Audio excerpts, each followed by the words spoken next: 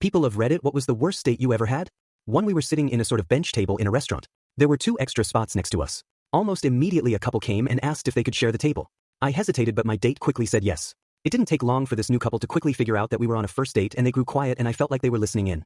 I don't know if it was already a train wreck or this condition actually helped things along, but now I felt like I needed to impress the girl and the two other people now in the table listening in. Anyway, I never saw that girl again, but I do remember the pizza was good. 2, when I was younger, I went to pick up a girl for a date. I wasn't familiar with the part of town where she was from, but it did not look like a good place. It basically looked like a run-down poorer area. I was already nervous due to it being a first date and the neighborhood looking rough, but when I walked up to her house, all of a sudden this huge gorilla came flying through the door with a baseball bat.